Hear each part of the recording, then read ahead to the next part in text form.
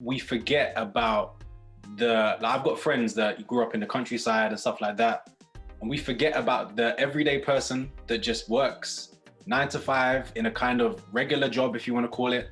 They've got 2 kids, they've got a wife, they've got a husband, they've got a house, they've got a car, they've got their family.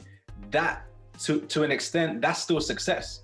You know, they're not earning big money in city jobs in London. They may not be driving fancy cars or whatever, but they've still got success.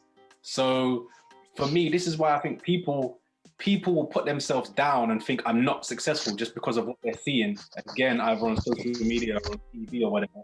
But I think people need to scrap that mentality. Any of us can be successful. Any of us can be leaders. It's just you have to have some sort of drive inside you. I think you could be working in Tesco, but if you've got that drive and you know you're doing this and you're doing this in order to buy your house, in order to invest in whatever it is, that's still a level of success. So sometimes it doesn't really matter what you do. I think the aim, yes, is to work in something that you love, because then you're successful doing what you love. But again, back to the point that you mentioned earlier, G, raising your child every single day. You know, I can absolutely appreciate that. You know, now we've got a daughter, literally raising her, feeding her, bathing her, clothing her every single day. That is successful as well. So, you know, it's just like about literally when my son sneezes, I have to watch him for 10 minutes straight, like stare at him. He's okay. To just and then like he's literally now he can talk. He's like, get off me. Sorry, say that again. Are we not confusing success for fulfillment and happiness? No. Because that's the thing. It's how you interpret success. So for me, like I said before, there's 2 types. There's the short term and there's the long term. So for me, short term is everybody in my household is fine. Everybody's healthy. I'm alive. The first song I played this year to mark my birthday was Sia's I'm Alive very loudly because I'm literally alive. There's no need for any resolution, no need for it. I blasted that thing several times because it made a lot of sense to me. And I did almost lose my voice as well, but still. And I think also, I just wanted to touch on this as well. Social media these days, and I think we spoke about it on our episode about social media, it makes success look like it's overnight. It is not overnight. There's this particular page I follow, it's mainly for women, it's called Albright, but it's about women and not just, it's just building up women in general. And they do this series where they'll kind of like in maybe 10 slides or less, show someone's story.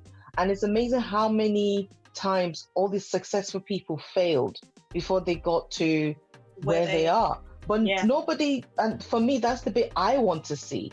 Like if I know someone, I don't think I really have any role models that are celebrities at the minute. I don't think I have any. But I like to, I watched some stuff about Oprah, about when there's this podcast series about her life that I've listened to, and it talks about all the time she's failed and she's done this.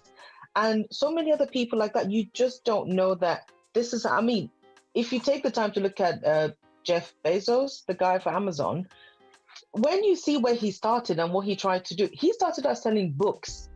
Like he just wanted someone to sell books. You know, that was it. Apple, Steve Jobs, they fired him from the company he had before he set Apple up. You know, and there's just all these sort of things. And a lot of people just think, okay, success, if I have this money, I'm going to do this. If I have that money, I'm going to do this.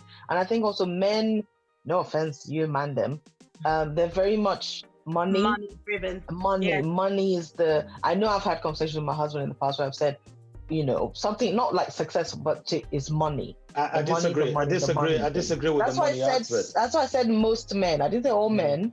Yeah. It's the money thing, like how you said about the whole going to do the studying about terrorism, because you said that's where the money is.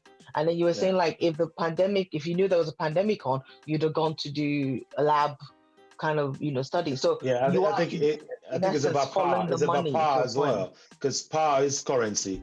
The current because a lot of people believe it's money, power, respect. They believe that's the order it should be in. So chase the money, you get power, respect. I mean, let me not mention the guy on our platform last week about 9 figures, still can't find a woman. Enough said.